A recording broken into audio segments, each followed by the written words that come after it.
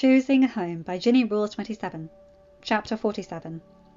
I hereby call this meeting of the younger siblings and assorted friends crew to order, CJ said, banging the gavel down on the desk in front of her.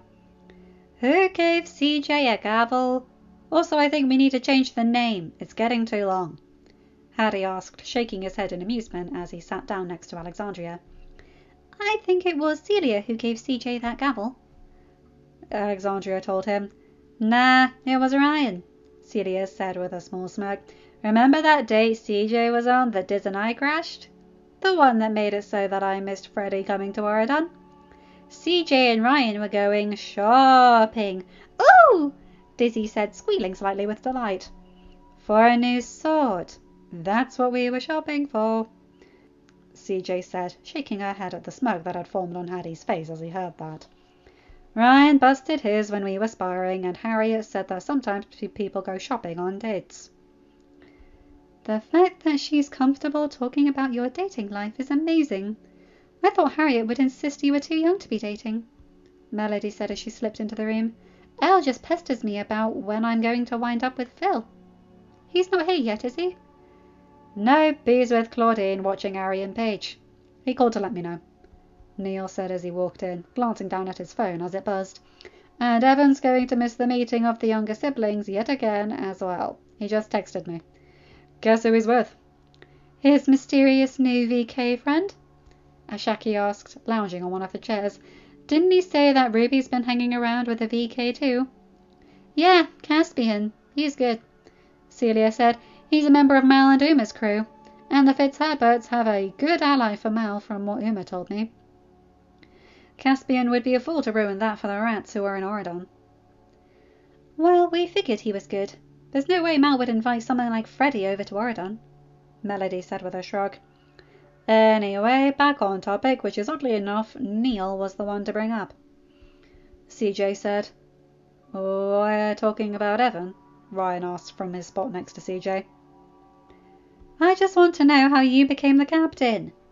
When I thought this up, I thought Alex was going to be our captain. She's got the most experience in ruling, after all, Harry said as he shook his head. Uh-huh, was all CJ said as she gave the godling a look. Anyway, it's as clear as the sails on a ship that Evan's got something going on with his mysterious new VK friend. And I think he at least likes her, though jury's out if those feelings are returned. Just how do you know that Evan's new VK friend is a girl? Grace asked. CJ shook her head. Well, I know it's not Virgil. He's so jumpy that it would be hard to not know that. Besides, the age gap was such that there is no way Virgil would go for it. Fair enough, Paige Hatter noted, from her spot next to her sister Grace. It had been weird at first, sharing a name with Aurora and Philip's granddaughter. But she figured that if Princess Arabella of Atlantica could do it, so could she. Caspian, as well, as we stated, has been ensnared by a different Fitzherbert. Jay's obviously Lonnie's, and again, the age difference. Uma would kill Harry if he cheated on her, and Harry would kill him for, as already stated, the age difference. Gil's not going to risk getting smote, and there's the age difference, the rest of the group said in unison. Exactly, CJ nodded. What about Sarah? Harry asked. Stromboli's daughter? The one Quinn asked to bring over? Oddly enough, that had been the first thing to earn Ben's trust in the former caster. And yes, Hattie did know about the slight tension there, thank you. The fact that Quinn had been sincere in wanting to bring more kids over, and Sarah had nearly died because of the Isle and the lack of food. It truly was the least Ben could do in order to make it right. Sarah's practically Quinn's shadow. I doubt she'd want to hang around Evan, Celia said, shaking her head. I think I know who Evan's new VK friend is. Considering it should be obvious, I'd be worried if you didn't. Hattie chuckled. It's Hermie, isn't it? Hermie? Grace asked. The ringmaster's daughter, Dizzy said with a smile at the thought. I think they'd be good together. I'm glad Hermie's found her prince. Getting a little carried away, aren't you, Diz? Celia shook her head. They could just be friends, like how Harry and Mal are just friends. Well, that could be a possibility, but it could also be a possibility that Hermie found a prince who'll treat her right, Dizzy said with a big smile on her face. After all, Mal found her prince, and from what we've heard, Ginny found hers as well. Yeah, I'm going to be honest. No one thought that Ginny and Chad would wind up together, Melody said, shaking her head. I did, Alexandria exclaimed. Chad just needed someone more low-key than Audrey had been. I don't mean any offence by it, Alex. I just meant that people didn't really expect to see Chad be dating a VK after all. It's Alexandria, the blonde-haired girl said, shaking her head slightly. She knew Melody didn't mean anything by it, but it was still frustrating, having people shorten her name unnecessarily. Yeah, Melody, get it right, Celia teased. Only Hattie's allowed to call Alexandria Alex in our group. What? No, that's not true. Hats, don't even try to deny it. Celia giggled. You couldn't be more obvious if you tried. Hattie shook his head. I need more guy friends, he muttered. Nothing wrong with having girls for friends, Hattie, Ryan said from his spot next to Celia. Sometimes it'll surprise you as to where you end up with them. Oh, you mean after you deny your feelings for years, despite the whole crew being aware and calling you guys the next Doomer and Harry? Hattie asked him. Ryan shook his head. I didn't deny anything. No one asked me about my feelings because of the crew. I was still seen as under 15. Same, CJ chuckled. Probably didn't help I had 2 older siblings in the crew. But going back to the original topic of the conversation, yours and Ryan's love life, Celia smirked. CJ glowered slightly at the red-haired girl. No, Evan's not-so-secret friendship with Hermie. I just want to know how she's been getting over to the Fitzherbert Castle without getting detected. Grace said Evan's sisters would have been asking about her non-stop if they knew she was there. My money's on through the window, Celia said. After all, Hermie's a VK. She's not going to take the conventional route. Not to mention her dad ran a circus. Celia nodded. I didn't know Hermie all that well, but I think she'd want the challenge of the window more than the ease of the door. Hattie nodded. Since when do we choose the easy way anyway? Like you said, Celia, we VKs. An awkward silence fell over the group, as it often did, whenever someone made a veiled mention of the fact that a portion of their group didn't have the easy childhoods the rest of them had. So, you think Ev's going to invite Hermie to his parents' holiday party? Paige asked, as if to get rid of the awkwardness of the previous subject. Oh, I hope so. I'm sure Evie could whip up a dress for her in no time. Or even Gil. Did you guys know Gil could sew? Yeah, Celia shrugged. Rumour around the aisle was that he was the one who made his brother's vests. Honestly, I wouldn't have bothered with how they treat him for just wanting to be decent to his sisters. Well, I mean, it's the Gaston trio. What exactly did you expect? CJ snorted. Probably one of the reasons why Gil's so different than his brothers. He escaped whatever curse the Gaston name has on it. I still can't believe Gaston named his twin sons after him, Neil said, shaking his head. I mean, okay, one son makes sense, but you're just guaranteeing that the kids will get confused whenever they hear their name. Knowing the intelligence of the Gaston family, I think that was a guarantee from birth, Hattie scoffed. Gil's gotten better, Dizzy said. Only because you work with him, Diz, Celia told her. Be honest, how much of your work shift over Evie for Heart is spent teaching Gil to read? Not that often, actually, Celia shook his head. Gil's more of a visual learner anyway, so whenever Evie needs him to make something, she'll just hand him a sketch rather than give him written instructions on what needs to be done. Celia paused for a moment. Note to self, never tell Harry that, she muttered. Her older brother would kick himself 9 ways to Sunday if he knew there had been a way to avoid Gil's stupidity from irritating him too much. You know, there's a rumour that there'll finally be a christening for the new members of Aurora's family?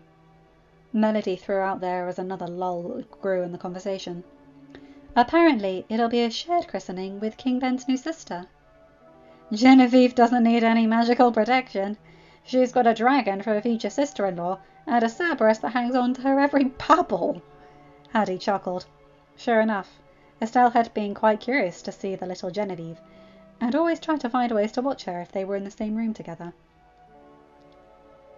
It was only Mel's reassurance that Estelle had experience watching young kids that had eased Belle's worries. Which, to be fair, were understandable for someone who hadn't seen firsthand what Estelle was like around young kids. Or at least it would be if Belle's whole story wasn't first impressions aren't what matter, and beauty's only skin deep, and insert other platitudes about look not being important here. Hattie thought, but then shook his head. It wouldn't do to think negatively about Belle or Beast. After all, they were going to be Mel's parents-in-law, and so would be more than likely be at family functions once Mel and Ben tied the knot. I wonder what gifts the good fairies will give the little princesses, Dizzy asked, bouncing slightly in her excitement.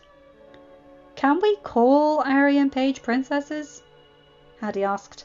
I mean, I know Ben said they wouldn't be punished for Audrey's crimes, but Audrey was removed from the line of succession of Aurora and stripped of her title. They're still princesses, Neil said. As long as King Philip and Queen Aurora recognize them as such, they'll still have the title of princess. They just won't be able to inherit the throne in Audrey's place. However, should, gods forbid, something happen to Phil, Ari would be next in line. Let's not talk about that, Melody said, her voice growing soft as she thought about what would be upcoming in her future.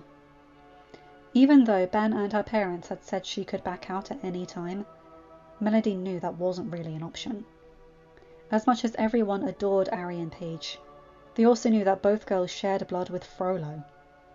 There weren't exactly people clamouring to have the new Queen of Aurora be Claude Frollo's granddaughter, even if there were no trace of Frollo in either of the girls' names.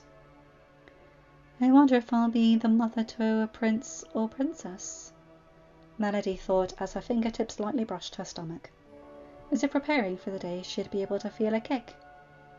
Then again, is it even worth it to wonder? Mum had 6 sisters. I have a sister, as did Phil. I'll probably follow in Mum's footsteps and have a daughter. Right. Sorry, Mel. Neil nodded, pulling Melody out of her thoughts. I shouldn't talk about something like that happening to our friend. It's okay. We know you wouldn't go out and hurt Phil, Melody told him. Plus, Melody doesn't want to think about anything happening to her crush, Grace teased with a smile. Ooh, Melody and Phil sitting in a tree. Kissing. Melody rolled her eyes. Sitting in a tree to kiss is so dangerous it's not even funny. And really, Asheki? Hey, someone's got to live vicariously through your lives, as they're the only one without someone to tease about. I see no reason why it shouldn't be me. Ashaki smirked as she leaned back in her chair. Hattie shook his head. You spend too much time around your brother. I take that as a compliment, Lord Hattie. Ashaki told him, I'm not a lord. You're the son of 2 gods, my friend. You've got the title by rights. Don't worry, Amir said Mal gripes about being called Lady Mal all the time, so you're in good company. I should hope so, considering she's my sister. CJ snorted in amusement.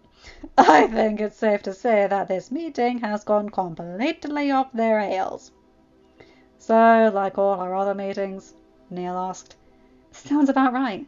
Grace nodded, no one noticing the slight flush on her cheeks as Neil smiled at her. So, what do we do now? Paige asked.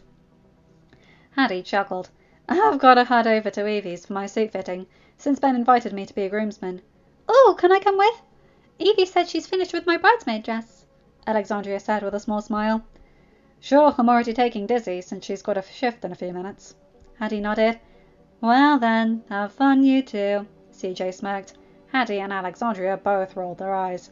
Don't you have a boyfriend to make out with? Hattie asked the blonde before he, Dizzy and Alexandria disappeared in a cloud of blue smoke. Ryan chuckled. I am perfectly willing to follow his suggestion, he said softly, and we will take that as our cue to leave. Neil shook his head. I'm going to check on Evan and see if I can't pry him from Hermes' side for once. Oh, Neil, leave them alone, Paige said. If he's happy, who's it hurting? She's right, Neil, Shaki nodded. Plus, it gives me more people to live vicariously through. You are so strange. Thank you. Not a compliment, and I know you know that. CJ chuckled as she heard the others leave before turning to Ryan.